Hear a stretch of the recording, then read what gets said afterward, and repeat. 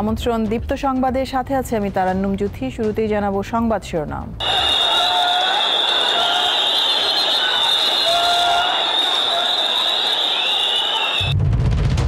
চট্টগ্রামের সমর্থকদের সঙ্গে সংঘর্ষের পর কারাগারে চিন্ময় দাস, এক আইনজীবীকে কুপিয়ে হত্যা। সংবিধানের ৬২টি সংশোধনের প্রস্তাব বিএনপির, ষড়যন্ত্রকারীদের বিষয়ে সতর্ক করলেন তারেক। শাপলা চত্বরে গণহত্যা নিয়ে ট্রাইব্যুনালে হেফাজত, হাসিনা সহ ৫০ জনের বিরুদ্ধে অভিযোগ। সংঘর্ষের পর ৩ কলেজে থমথমে পরিস্থিতি, ভাঙচুরের চিহ্ন চারিদিকে, চলছে মামলার প্রস্তুতি।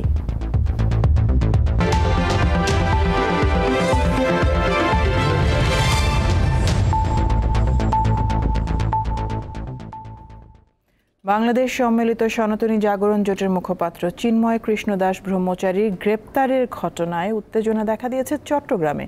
চিন্ময় দাসকে জামিন না দিয়ে কারাগারে পাঠানোর ঘটনায় দুপুরে আদালত পাড়ায় সংঘর্ষ বাধে তার সমর্থকদের সঙ্গে আইনশৃঙ্খলা বাহিনীর।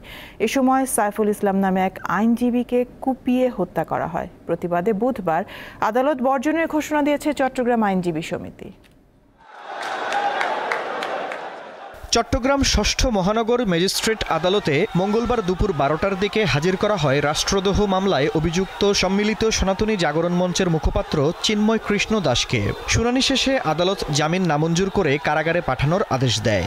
এর পরপরই আদালত পাড়ায় উত্তেজনা ছড়িয়ে পড়ে। এ সময় আদালত থেকে চিন্ময় দাসকে কারাগারে নিতে বাধা দেন তার সমর্থকরা। আদালত চত্বরেই চিন্ময় কৃষ্ণ দাসকে বহনকারী প্রিজন ভ্যান ঘিরে রাখে বিক্ষোভকারীরা। এটা অবশ্যই মিথ্যা মামলা, এই মামলায় প্রভুর কোনো সম্পৃক্ততা নেই। তো সেই জন্য আমরা অবশ্যই ওনার যেন শীঘ্র মুক্তি হয় এই আশাটাই সরকারের কাছে আবেদন জানাচ্ছি। ষড়যন্ত্রমূলকভাবে ওনাকে গ্রেপ্তার করা হয়েছে। আমরা প্রভুর নিঃশর্ত মুক্তি চাই। আমরা চাইনি এটা উদ্যোগ করে ওনাকে নিঃশর্ত মুক্তি দেওয়া হোক। বেলা ৩টার দিকে পুলিশ ও বিজিবি সহ আইন শৃঙ্খলা বাহিনীর সদস্যরা বিক্ষোভকারীদের সরিয়ে দিতে গেলে শুরু হয় সংঘর্ষ। আদালত পাড়াসহ আশপাশের এলাকা পরিণত হয় রণক্ষেত্রে। এক পর্যায়ে পুলিশ চিন্ময় কৃষ্ণ দাসকে আদালত পাড়া থেকে কারাগারে নিয়ে যায়। চিন্ময় কৃষ্ণ দাসের আইনজীবী জানান, মামলাটি উদ্দেশ্য প্রণোদিত। জামিনের জন্য আইনি পদক্ষেপের কথাও জানান তিনি।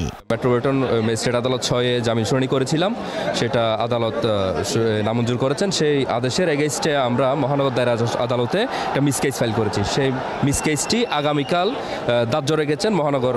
সংঘর্ষের সময় সাইফুল ইসলাম নামে এক আইনজীবীকে হত্যার অভিযোগ উঠেছে। প্রত্যক্ষদর্শীরা জানান, সংঘর্ষের সময় আদালত প্রাঙ্গণে সাইফুল ইসলামকে কোপানো হয়। পরে হাসপাতালে নিয়ে গেলে তাকে মৃত ঘোষণা করেন চিকিৎসক। এ হত্যার তীব্র প্রতিক্রিয়া দেখা গেছে চট্টগ্রাম সহ সারা দেশের আইনজীবীদের মাঝে। বুধবার আদালত বর্জনের ঘোষণা দিয়েছে চট্টগ্রাম আইনজীবী সমিতি। এছাড়া বিক্ষোভ করেছে বৈষম্য বিরোধী ছাত্র আন্দোলন। আইন শৃঙ্খলা পরিস্থিতি স্বাভাবিক রাখতে চট্টগ্রাম মহানগরীতে অতিরিক্ত বিজিবি মোতায়েন করা হয়েছে। দীপ্ত বার্তা কক্ষ। চট্টগ্রামে আইনজীবী নিহতের ঘটনায় নিন্দা জানিয়েছেন প্রধান উপদেষ্টা ডক্টর মোহাম্মদ ইউনূস। প্রধান উপদেষ্টার প্রেস উইংয়ের পক্ষ থেকে এই তথ্য জানানো হয়। একই সঙ্গে প্রেস সচিব শফিকুল আলম তার ফেসবুক পোস্টে ইউনূসের নিন্দা জানানোর বিষয়টি শেয়ার করেছেন। বিবৃতিতে প্রধান উপদেষ্টা এই হত্যাকাণ্ডের তদন্ত সাপেক্ষে আইনি পদক্ষেপ নেওয়ার নির্দেশ দিয়েছেন। উদ্ভূত পরিস্থিতিতে সকলকে শান্ত থাকার আহ্বান জানান তিনি। একই সঙ্গে বন্দর নগরীতে নিরাপত্তা জোরদার করতেও আইনশৃঙ্খলা বাহিনীকে নির্দেশ দিয়েছেন। সাম্প্রদায়িক সম্প্রীতি নিশ্চিতে অন্তর্বর্তী সরকার অঙ্গীকারবদ্ধ বলেও উল্লেখ করেন বিবৃতিতে।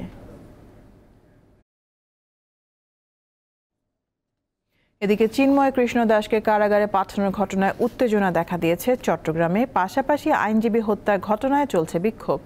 এই বিষয়ে চট্টগ্রাম থেকে কিছুক্ষণ আগের পরিস্থিতি জানাচ্ছেন সহকর্মী রুনা আনসারি। সনাতনীর যে নেতা চিন্ময়ের জামিন নামঞ্জুরের পর পুরো চট্টগ্রামে কিন্তু একটি উত্তপ্ত অবস্থা বিরাজ করছে। বিকেলে যে সরকারি আইনজীবী তার হত্যার প্রতিবাদে যারা বৈষম্য বিরোধী ছাত্র সমন্বয়ক ছিলেন তারা এখানে বিক্ষোভ করেছেন এবং তাদের সাথে আমরা কথা বলে জেনেছি তারা সকল রাজনৈতিক দলের নেতৃবৃন্দের সাথে রাতে তারা একটি বৈঠক করবেন। বৈঠকের পরে তারা তাদের কর্মসূচি ঘোষণা করবেন এবং আইনশৃঙ্খলা বাহিনীকে তারা আলটিমেটাম দিয়েছেন যত দ্রুত সময়ের মধ্যে যারা এই হত্যাকাণ্ডের সাথে সাথে জড়িত তাদেরকে গ্রেপ্তারের জন্য তারা বলেছেন এবং দ্রুত সময়ের মধ্যে গ্রেপ্তারের চেষ্টা চালাচ্ছেন এমনটাও বলেছেন আইন শৃঙ্খলা বাহিনী। এই মুহূর্তে চট্টগ্রাম মেডিকেল কলেজের অবস্থা আপনারা নিশ্চয়ই দেখতে পাচ্ছেন। এখানে যে আইনজীবী সাইফুল ইসলাম আলিফ তার নিহতের ঘটনার পরপরই তার সহকর্মীরা, তার স্বজনরা, তার আত্মীয় স্বজন, সাধারণ শিক্ষার্থী থেকে নিয়ে সকলে কিন্তু চট্টগ্রাম মেডিকেল কলেজ হাসপাতালে তারা এখানে ভিড় করছেন এবং তারা অতি দ্রুত সময়ের মধ্যে হত্যাকারীদের আইনের আওতায় আনার জন্য তারা দাবি জানিয়েছেন এবং তার পোস্টমর্টম চলছে। সকালে তার এখান থেকে মরদেহ নিয়ে যাওয়া হবে চট্টগ্রামের জমিতুল ফালা জামা মসজিদে এবং লালদি আদালত চত্বরে তার জানাজা হবে। এরপরে তার গ্রামের বাড়ি লোহাগাড়ে তাকে নিয়ে সেখানে দাফন করা হবে এমনটাই আমরা জেনেছি। এই মুহূর্তে পুরো চট্টগ্রামের অবস্থা থমথমে এবং যে আইনজীবী নিহত হয়েছেন সে আইনজীবী স্বজনরা, তার আত্মীয় স্বজন এবং সহকর্মীরা দাবি করছেন এই হত্যাকাণ্ডের সাথে জড়িতদের চিহ্নিত করে অতি দ্রুত সময়ের মধ্যে আইনের আওতায় আনা হোক, নয়তো তারা তাদের বিভিন্ন কর্মসূচি তারা দেওয়ার ঘোষণা দিয়েছেন এবং আগামীকাল আইনজীবীরা তারা আদালত প্রাঙ্গণ তাদের যে কাজ সেগুলো বর্জন করার ঘোষণা দিয়েছেন। এই মুহূর্তে চট্টগ্রামের পরিস্থিতি থমথমে এবং যতক্ষণ পর্যন্ত দোষীরা গ্রেপ্তার হবে না ততক্ষণ পর্যন্ত তারা তাদের বিভিন্ন কর্মসূচি তারা চালিয়ে যাবেন। দেশের সার্বভৌমত্ব রক্ষায় বিশৃঙ্খলা সৃষ্টিকারী কাউকেই ছাড় দেয়া হবে না, এমন মন্তব্য করেছেন স্থানীয় সরকার, পল্লী উন্নয়ন ও সমবায় মন্ত্রণালয়ের উপদেষ্টা আসিফ মাহমুদ সজীব ভূঁইয়া। বিকেলে রংপুরের পীরগাছায় শীতবস্ত্র বিতরণ অনুষ্ঠানে সাংবাদিকদের প্রশ্নের উত্তরে তিনি এসব কথা বলেন। আসিফ মাহমুদ জানান, সম্প্রতি ঢাকায় আন্দোলনের নামে যারা অস্থিতিশীল পরিবেশ তৈরির অপচেষ্টা করছে তাদেরকেও গ্রেফতার করা হচ্ছে। দেশের প্রতিটি বিভাগের সাথে সমন্বয় রেখে রংপুরের উন্নয়নেও আশ্বাস দেন উপদেষ্টা। রাষ্ট্রের প্রতি অবমাননা হয়, রাষ্ট্রদ্রোহের মতো ঘটনা ঘটলে সেক্ষেত্রে সরকার অবশ্যই কঠোর ব্যবস্থা নেবে এবং সেক্ষেত্রে একটা গ্রেফতারের ঘটনাকে কেন্দ্র করে এখন অস্থিতিশীল পরিস্থিতি তৈরির চেষ্টা করা হচ্ছে। আমরা স্পষ্টভাবে বলতে চাই, কেউ যদি রাষ্ট্রদ্রোহের মতো ঘটনায় যুক্ত থাকে, সে যেই হোক, যত বড় নেতাই হোক, তাকে কোনো প্রকার ছাড় দেওয়া হবে না। এবং এক্ষেত্রে এটা সম্প্রদায় বিবেচনায় নয়, এটা রাষ্ট্রের বিবেচনায়, রাষ্ট্রের নিরাপত্তা বিবেচনায় আইন শৃঙ্খলা বাহিনী এই ব্যবস্থা গ্রহণ করবে। চট্টগ্রামে চিন্ময় কৃষ্ণ দাসের মুক্তির দাবিকে ঘিরে সংঘর্ষের ঘটনায় সাইফুল নামের এক আইনজীবী নিহত হয়েছেন। এই ঘটনার পর সামাজিক যোগাযোগ মাধ্যম ফেসবুকে কঠোর হুঁশিয়ারি দিয়েছেন বৈষম্য বিরোধী ছাত্র আন্দোলনের দুই সমন্বয়ক।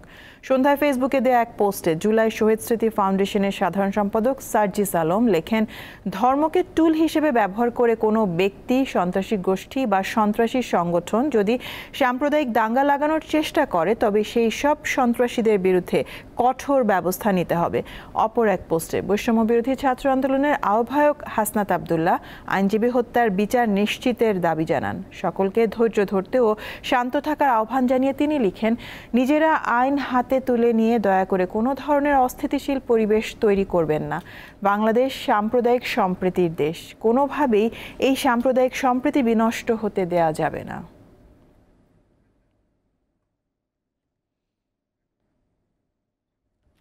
বাংলাদেশ সম্মিলিত সনাতনী জাগরণ জোটের মুখপাত্র চিন্ময় কৃষ্ণ দাসের গ্রেপ্তার ও জামিন নামঞ্জুরের ঘটনায় উদ্বেগ প্রকাশ করে বিবৃতি দিয়েছে ভারতের পররাষ্ট্র মন্ত্রণালয়। মঙ্গলবার দেশটির পররাষ্ট্র মন্ত্রণালয় বিবৃতির মাধ্যমে বাংলাদেশি কর্তৃপক্ষের কাছে হিন্দু সহ অন্যান্য সংখ্যালঘুদের নিরাপত্তা নিশ্চিতের আহ্বান জানিয়েছে।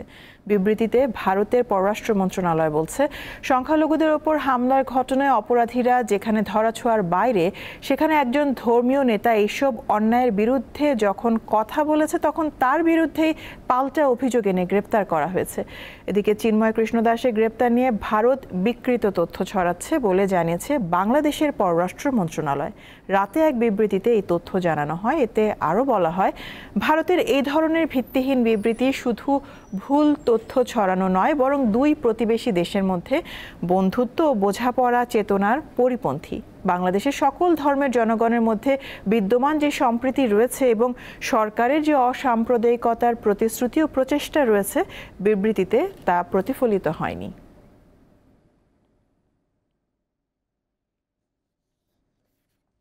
বিএনপির ভারপ্রাপ্ত চেয়ারম্যান তারেক রহমান বলেছেন, স্বৈরাচার পালিয়ে গেলেও তাদের লেজ রেখে গেছে, তারা বসে নেই, একের পর এক ষড়যন্ত্র করছে। বিকেলে সিলেটে বিএনপির কেন্দ্রীয় প্রশিক্ষণ বিষয়ক কমিটির আয়োজনে এক কর্মশালায় ভার্চুয়ালি যুক্ত হয়ে তিনি এসব কথা বলেন। স্বৈরাচার পালিয়ে গিয়েছে, কথা ঠিক, স্বৈরাচার পালিয়ে যাবার পরেও মাথাটা গিয়েছে, লেজ কিন্তু রয়ে গিয়েছে এবং লেজগুলা কিন্তু বদমাশি শুরু করেছে। কাজে এই বিষয়ে আমাদেরকে সতর্ক থাকতে হবে। ন্যূনতম সংস্কার করে নির্বাচন দিতে অন্তর্বর্তী সরকারের প্রতি আহ্বান জানিয়েছেন বিএনপি মহাসচিব মির্জা ফখরুল ইসলাম আলমগীর।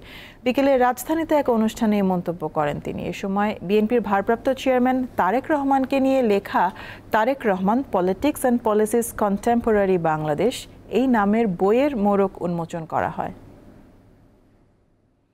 ন্যূনতম সংস্কারের পরে আমরা যেটা বলেছি, কালকে আমাদের ভারপ্রাপ্ত চেয়ারম্যান সাহেব বলেছেন, তারেক রহমান সাহেব বলেছেন যে সংস্কার করতে হবে। আমরা সংস্কার বিরোধী নই, সংস্কার করেই আমরা নির্বাচনে যেতে চাই। কেন নির্বাচনে যেতে চাই এর কথা আমি বারবার করে বলেছি। নির্বাচন ছাড়া এই ধরনের সমস্যার সমাধান করা সম্ভব নয়। আজকে একমাত্র নির্বাচিত সরকারই পারবে সমস্ত সমস্যাগুলো সমাধান করতে। অন্তত তার পেছনে যে জনশক্তি থাকে, যে ম্যান্ডেট থাকে, সেই ম্যান্ডেট নিয়েই সেটা তার পক্ষে সম্ভব হবে।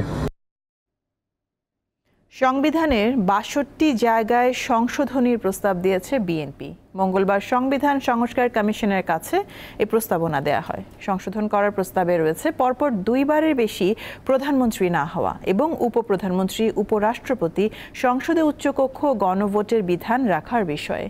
বিএনপির স্থায়ী কমিটির সদস্য সালাউদ্দিন আহমেদের নেতৃত্বে একটি প্রতিনিধি দল সকালে সংসদ ভবনে যান। তারা সংবিধান সংস্কার কমিশনের প্রধান আলী রিয়াজের নেতৃত্বাধীন কমিটির সঙ্গে মতবিনিময় করেন। পরে সাংবাদিকদের সালাউদ্দিন আহমেদ বলেন, বিএনপির প্রস্তাবনায় ব্যালেন্স অব পাওয়ারের কথা বলা হয়েছে। এ সময় ডক্টর আলী রিয়াজ বলেন, সংবিধান সংস্কার কমিশনের পক্ষ থেকে আগামী সপ্তাহে সারা দেশে জরিপ করা হবে। বিএনপির পক্ষ থেকে সংবিধান সংস্কার বিষয়ে প্রস্তাবনা পেশ করতে এসেছিলাম। প্রস্তাবনার সংবিধানের প্রিয়াম্বলের সূচনা থেকে শুরু করে তফসিল পর্যন্ত মোট ৬২টি জায়গায় আমরা বিভিন্ন রকমের প্রস্তাব সংশোধনী সংযোজনে আমরা করেছি। বিএনপির পক্ষ থেকে তাদের প্রস্তাবগুলো আমাদের দেওয়া হয়েছে, একটা লিখিত প্রস্তাব। নিশ্চয়ই আপনারা অনুমান করতে পারছেন আমরা এখন পর্যন্ত সেটা পড়িনি, ফলে তাদের প্রস্তাবগুলির বিষয়ে তো মন্তব্য করা সম্ভব নয়। আমাদের দায়িত্ব হচ্ছে যে বিভিন্ন স্টেক হোল্ডারের কাছ থেকে যে সমস্ত প্রস্তাব আমরা পাচ্ছি সেগুলোর মধ্য থেকে যে প্রস্তাবগুলো সেগুলো নিয়ে আমরা আলাপ আলোচনা। ২০১৩ সালের ৫ মে রাজধানীর মতিঝিল শাপলা চত্বরের সমাবেশে গণহত্যার অভিযোগ করেছে হেফাজতে ইসলাম। মঙ্গলবার সংগঠনটির নেতারা আন্তর্জাতিক অপরাধ ট্রাইব্যুনালে হাজির হয়ে সাবেক প্রধানমন্ত্রী শেখ হাসিনা সহ ৫০ জনের বিরুদ্ধে অভিযোগ দায়ের করেন। প্রসিকিউশন জানিয়েছে, দায়ের হওয়া অভিযোগ তদন্ত সংস্থায় পাঠানো হবে। আন্তর্জাতিক অপরাধ ট্রাইব্যুনালে যান হেফাজতে ইসলামের শীর্ষস্থানীয় কয়েকজন নেতা। তারা চিফ প্রসিকিউটর কার্যালয়ে অভিযোগ দায়ের করেন। তাদের অভিযোগ, ২০১৩ সালে আওয়ামী লীগ সরকার তাদের উপর গণহত্যা চালিয়েছে। এরপর তাদের বিরুদ্ধেই মিথ্যা মামলা দিয়ে কারাগারে আটক রেখে নির্যাতন করেছে। মিথ্যা মামলা আমাদের বিরুদ্ধে করছে এবং মামলা হয়েছে মানে ৩৫০-র মতো। সেই মামলায় 2 বছর আমি জেলে ছিলাম, 3 বছর জেলে ছিল মৌলানা মামুনুল হক সাহেব, আইজুল ইসলাম আদি সাহেব জেলে ছিলেন, আমাদের নাসির সাহেব জেলে ছিলেন, আমাদের অসংখ্য ওলামা একরাম জেলে ছিলেন। রাতের অন্ধকারে ইলেকট্রিসিটি বন্ধ করে দিয়ে এদেশের নিরীহ নিরস্ত্র সাধারণ নাগরিকদের উপরে যৌথ বাহিনী মোতায়েন করে গণহত্যা চালিয়েছে। বর্তমানে অন্তর্বর্তীকালীন সরকার থাকায় তারা বিচার চেয়ে অভিযোগ দায়ের করার কথা জানান। আশা প্রকাশ করেন বিচার পাওয়ার। অনেক শহীদ পরিবারের আপনজন, শহীদদের স্ত্রী, শহীদদের সন্তানেরা তাদের আপনজন শহীদ হওয়ার পর তারা তাদের আপনজনদের লাশটুকু পর্যন্ত খুঁজে পায়নি। হেফাজতে ইসলামের সমাবেশে ২০১৩ সালে চালানো গণহত্যার বিচার আন্তর্জাতিক অপরাধ ট্রাইব্যুনাল আইনে সম্ভব বলে জানান এই প্রসিকিউটর। বলেন, হেফাজতের অভিযোগ তদন্ত সংস্থায় পাঠানো হবে। তদন্ত সংস্থা আমাদের কাছে একটি মতামত চেয়েছিলেন। ট্রাইব্যুনালের প্রসিকিউশন টিম আমরা সেটা নিয়ে গবেষণা করেছি, আইন পর্যালোচনা করে দেখেছি যে এই ঘটনাটি আন্তর্জাতিক অপরাধ ট্রাইব্যুনালের আইনেই একটি অপরাধ। হেফাজতের অভিযোগে সাবেক প্রধানমন্ত্রী শেখ হাসিনা, সাবেক পুলিশ প্রধান বেনজির আহমেদ, সাবেক সেনাপ্রধান আজিজ আহমেদ ও তারিক আহমেদ সিদ্দিকী সহ ৫০ জনকে আসামি করা হয়েছে। আজিজুল ইসলাম, দীপ্ত সংবাদ, ঢাকা। 3 কলেজের শিক্ষার্থীদের সংঘর্ষের পর এখনও থমথমে পরিস্থিতি শিক্ষা প্রতিষ্ঠানগুলিতে। ভাঙচুর ও লুটপাটের ক্ষতচিহ্ন জানান দিচ্ছে সহিংসতার চিত্র। সোমবারের এই ঘটনায় মামলা করার প্রস্তুতির কথা জানিয়েছে ডক্টর মাহবুবুর রহমান মোল্লা কলেজ কর্তৃপক্ষ। এমন সহিংসতা সহজেই এড়ানো যেত বলে মনে করেন ডিএমআরসির অধ্যক্ষ। এ হলো ডক্টর মাহবুবুর রহমান মোল্লা কলেজের মঙ্গলবারের চিত্র। চারিদিকে ছড়িয়ে ছিটিয়ে রয়েছে ভাঙা কাচ আর লুটপাটের চিহ্ন। ভুল চিকিৎসায় অভিজিৎ হাওলাদার নামে এক শিক্ষার্থীর মৃত্যুর অভিযোগের জেরে পুরান ঢাকার ন্যাশনাল মেডিকেল কলেজ এবং শহীদ সোহরাওয়ার্দী কলেজে গত রোববার ব্যাপক ভাঙচুর ও লুটপাট চালায় মাহবুবুর রহমান মোল্লা কলেজের শিক্ষার্থীরা। পরদিন সোমবার তার জবাব দিতে পাল্টা মোল্লা কলেজে হামলা চালায় ন্যাশনাল মেডিকেল কলেজ এবং শহীদ সোহরাওয়ার্দী কলেজের শিক্ষার্থীরা। রণক্ষেত্রে পরিণত হয় গোটা যাত্রাবাড়ি এলাকা। মোল্লা কলেজের শিক্ষার্থীরা জানান, ভাঙচুরের ঘটনায় তাদের নিয়মিত শিক্ষা কার্যক্রম বাধাগ্রস্ত হচ্ছে। 25 তারিখ থেকে আজকে থেকে পরীক্ষা হওয়ার কথা ছিল, আমাদের প্রি টেস্ট এক্সাম শুরু হওয়ার কথা ছিল, কিন্তু এই আন্দোলনের কারণে আমাদের পরীক্ষা পিছিয়ে দিয়েছি। সকালে যে এরকম একটা অবস্থা হয়, এত লোকজন এসে যে ভাঙচুর করবে, এদের দেখে মনে হয় না ওরা এই স্টুডেন্ট, ওরা সন্ত্রাসী। ওদের হাতে রাইফেল ছিল, তারপরে চুরি চাপাতি। এমন অনাকাঙ্ক্ষিত ঘটনা শিক্ষকরা উদ্যোগ নিলে সহজেই এড়ানো যেত বলে মনে করেন মোল্লা কলেজের অধ্যক্ষ। আমরা এখনো মামলা করিনি। আমরা আজকে আমাদের হিসাবভুক্ত করতেছি, প্রায় 50 কোটি টাকার মতন আমাদের ক্ষয়ক্ষতি হয়েছে। এটা আমাদের প্রাথমিক ধারণা, এটা আরও বেশি হতে পারে। তো এটা নিয়ে আমরা আজকে মামলা করব। কাজ চলমান আছে, মামলার জন্য আমরা প্রস্তুত নিচ্ছি। রোববারের হামলায় ব্যাপক ক্ষয়ক্ষতি হয় শহীদ সোহরাওয়ার্দী কলেজেরও। আসবাবপত্র, ফ্যান, টেবিল, চেয়ার কোনো কিছুই বাদ যায়নি ভাঙচুর থেকে। নষ্ট হয় সার্টিফিকেট সহ জরুরি কাগজপত্র। এটা একটা পুরনো কলেজে অনেক লক্ষ লক্ষ ডকুমেন্টস, লক্ষ লক্ষ ছাত্রের সনদপত্র, সার্টিফিকেট, মানে একটা কলেজের পুরো রেকর্ড যদি নষ্ট হয়ে যায়, এর থেকে মানে ক্ষতিকর বিষয় তো আর হতে পারে না। হামলা পাল্টা হামলার পর মঙ্গলবার দিনভর 3 কলেজের সামনে ছিল উৎসুক লোকজনের ভিড়। সোহাগ আহমেদ, দীপ্ত সংবাদ, ঢাকা। কিশোরগঞ্জের ভৈরবে একটি বাসা থেকে 2 সন্তান সহ স্বামী স্ত্রীর মরদেহ উদ্ধার করেছে পুলিশ। বিকেলে পৌর শহরের রানীর বাজার এলাকার একটি বাসা থেকে তাদের মরদেহ উদ্ধার করা হয়। মৃত ব্যক্তিরা হলেন জনি বিশ্বাস, তার স্ত্রী নিপা রানী বিশ্বাস, তাদের 7 বছর বয়সী ছেলে ধ্রুব বিশ্বাস ও 5 বছর বয়সী মেয়ে কথা বিশ্বাস। পারিবারিক কলহের জেরেই মর্মান্তিক এই ঘটনা ঘটেছে বলে ধারণা করছে পুলিশ। প্রাথমিক তদন্তের পর পুলিশ আরও জানায়, প্রথমে স্ত্রীকে হত্যার পর 2 সন্তানকেও শ্বাসরোধে হত্যার পর নিজেও ফাঁস দেয় জনি বিশ্বাস। তবে এই ঘটনার সাথে আর কেউ জড়িত কিনা তা খতিয়ে দেখা হচ্ছে বলে জানায় পুলিশ। কুমিল্লার বুড়িরচংয়ে ট্রেনের ধাক্কায় ব্যাটারি চালিত অটোরিকশার চালকসহ 7 জন নিহত হয়েছেন। এই ঘটনায় আহত হন আরও একজন। সকাল 10:30টার দিকে ঢাকা চট্টগ্রাম রেলপথের কালিকাপুর রেল ক্রসিংয়ে এই দুর্ঘটনা ঘটে। নিহতরা হলেন বুড়িচং উপজেলার বাকশিমুল গ্রামের আলী আহমেদ, রফিক মিয়া, সাজু মিয়া, লুৎফা বেগম, শানু বেগম ও সফরজান বেগম এবং পাশের খোদাইধুলি গ্রামের হোসনে আরা বেগম। পুলিশ জানায়, চট্টগ্রাম থেকে ছেড়ে আসা চট্টলা এক্সপ্রেস কালিকাপুর এলাকায় একটি অবৈধ ক্রসিংয়ে যাত্রীবাহী অটোরিকশাকে ধাক্কা দেয়। এতে ঘটনাস্থলেই অটোরিকশায় থাকা 4 জন নিহত হয়। হাসপাতালে নেওয়ার পর মারা যায় আরও 3 জন। পাওনা টাকা আদায়ে নবীনগর চন্দ্র সড়কে অবস্থান নিয়ে বিক্ষোভ করছেন পোশাক শ্রমিকরা। এরা 4 বছর আগে বন্ধ হওয়া ঢাকা ইপিজেডের লেনি ফ্যাশন এবং লেনি অ্যাপারেলস কারখানার কর্মী। বিক্ষুব্ধ শ্রমিকরা জানান, প্রায় 5 বছর আগে কোভিডের সময় লেনি ফ্যাশন কারখানা বন্ধ করে দেয় কর্তৃপক্ষ। 3 মাসের বকেয়া বেতন সহ নানা দাবিতে এই বিক্ষোভ কর্মসূচি পালন করছেন শ্রমিকরা। শিল্প পুলিশ জানায়, কর্তৃপক্ষ ও শ্রমিকদের সাথে কথা বলে বিষয়টি সমাধানের চেষ্টা করা হচ্ছে। চাকরি করছি, আমাদের পাওনা দেনা দেয়া হয়নি। 4 বছর ধরে আমাদের ঘোরাচ্ছে, আমাদের বারবার ডেট দিচ্ছে, বারবার ঘুরে যাচ্ছি। নেনিতে চাকরি করছি অনেক বছর, এখন নেনি বিক্রি হয়ে গেছে, এখন ব্যবসা আমাদের টাকা দিচ্ছে না। ব্যবসা চেয়ারম্যান এখানে এসে আমাদেরকে বলবে যে 30 তারিখ আপনাদেরকে টাকা দেওয়া হবে। যতক্ষণ না পর্যন্ত বলতেছে ততক্ষণ পর্যন্ত আমরা এখানে অবস্থান করতেছি। সাবেক প্রধানমন্ত্রী ইমরান খানের মুক্তি এবং সরকারের পদত্যাগের দাবিতে উত্তাল পাকিস্তান। পরিস্থিতি নিয়ন্ত্রণে সেনাবাহিনী মোতায়েন করেছে দেশটির সরকার। পাকিস্তানের বার্তা সংস্থাগুলো জানায়, বিক্ষোভকারী ও বিশৃঙ্খলাকারীদের বিরুদ্ধে কঠোর পদক্ষেপ নিতে নিরাপত্তা বাহিনীকে কড়া নির্দেশনা দিয়েছে কর্তৃপক্ষ। এমনকি পরিস্থিতি নিয়ন্ত্রণে রাখতে প্রয়োজনে বিক্ষোভকারীদের দেখা মাত্র গুলি চালানোর মতো চরম পদক্ষেপ নেওয়ার ক্ষমতাও দেয়া হয়েছে। এদিকে পিটিআইয়ের ডাকা সমাবেশে যোগ দিতে সারা দেশ থেকে দলে দলে রাজধানী ইসলামাবাদে জড়ো হচ্ছেন দলটির নেতাকর্মীরা। জনস্রোতের জোয়ারে ইসলামাবাদ কার্যত অবরুদ্ধ হয়ে পড়েছে।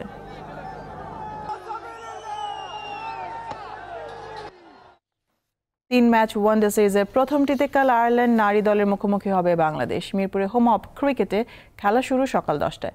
ঘরের মাঠের সুবিধা নিয়ে আইরিশদের বিপক্ষে সিরিজ জয়ের প্রত্যয় বাংলাদেশের মেয়েদের। আগামী বছর ভারতের নারী ওয়ানডে বিশ্বকাপের আগে বাংলাদেশ ম্যাচ খেলবে 6টি, 3টি ঘরের মাঠে আয়ারল্যান্ডের বিপক্ষে, যার প্রথমটি মাঠে গড়াবে বুধবার। এরপর এই সিরিজ শেষ হলে বিশ্বকাপের আগে বাকি 3 ম্যাচ ওয়েস্ট ইন্ডিজের মাটিতে। বিশ্বকাপে সরাসরি খেলতে হলে জ্যোতিষী বাহিনীর কঠিন সমীকরণ মেলাতে হবে। 6 ম্যাচের 5টিতে জিতলেই কেবল সরাসরি খেলার সুযোগ পাবে। এই কঠিন চ্যালেঞ্জ মাথায় নিয়েই মিরপুরে শুরু হচ্ছে আইরিশদের বিপক্ষে 3 ম্যাচের ওয়ানডে সিরিজ। ঘরের মাঠে খেলার সুবিধা, সেই সঙ্গে আইরিশদের চেয়ে র্যাঙ্কিংয়েও বেশ এগিয়ে বাংলাদেশের মেয়েরা। তাই সিরিজ জয়ের আত্মবিশ্বাস অধিনায়কের কণ্ঠে। কিন্তু অনেক দূরে, মোর ইম্পর্টেন্ট আমার কাছে মনে হয় যে এখন আমাদেরকে ফোকাস করা যে প্রত্যেকটা ম্যাচ বাই ম্যাচ খেলা, কারণ আমাদের হাতে এইটার সহ আরেকটা বাইরের সিরিজ আছে। সো পয়েন্ট গ্র্যাব করা সবথেকে বেশি ইম্পর্টেন্ট। সো সিরিজ ওয়াইজ যদি চিন্তা করি, সো ডেফিনেটলি আগে আমাদের এই পয়েন্টগুলো নেওয়ার দিকে মনোযোগ থাকবে বেশি। কন্ডিশনের চ্যালেঞ্জ মেনে নিয়ে জয়ের বিকল্প ভাবছে না আয়ারল্যান্ডও। উইকেট কন্ডিশন আমাদের দেশের মতো নয় জানি, কিন্তু এ নিয়ে ভেবে তো লাভ নেই। আমরা এখানে জিততে এসেছি, তাই এখন কেবল সিরিজ জয় নিয়েই ভাবতে চাই। এই সিরিজ দিয়ে 2023 সালের মে মাসের পর টাইগ্রেস দলে ফিরছেন জাহানারা আলম। 15 সদস্যের দলে নতুন মুখ ব্যাটার তাজ নেহার। তৌসিয়া ইসলাম, দীপ্ত স্পোর্টস। কাজী ফার্মস ফুটসল টুর্নামেন্টে চ্যাম্পিয়ন হলো ব্ল্যাক নাইটস। রাতে ফাইনালে দ্য স্ট্রাইকার্সকে 2-1 গোলে হারায় তারা। ম্যাচ শুরুর সঙ্গে সঙ্গে সরাসরি শটে বল জালে জড়িয়ে ব্ল্যাক নাইটসকে এগিয়ে দেন শোয়েব। এর কিছুক্ষণ পরই শোয়েবের গোলে ব্যবধান দ্বিগুণ করেন নাইটরা। সমতায় ফিরতে মরিয়া স্ট্রাইকাররা জোরালো আক্রমণ চালায়। প্রথমার্ধের শেষ দিকে ব্যবধান কমায় স্ট্রাইকাররা। বিরতির পর আর গোল না হওয়ায় শেষ পর্যন্ত 2-1 ব্যবধানেই শেষ হয় লড়াই।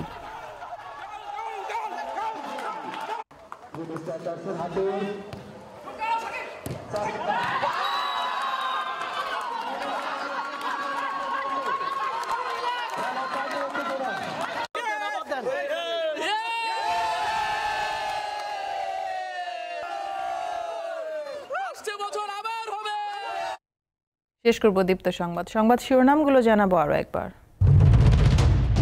চট্টগ্রামের সমর্থকদের সঙ্গে সংঘর্ষের পর কারাগারে চিন্ময় দাস, এক আইনজীবীকে কুপিয়ে হত্যা। সংবিধানের 62টি সংশোধনের প্রস্তাব বিএনপির, ষড়যন্ত্রকারীদের বিষয়ে সতর্ক করলেন তারেক।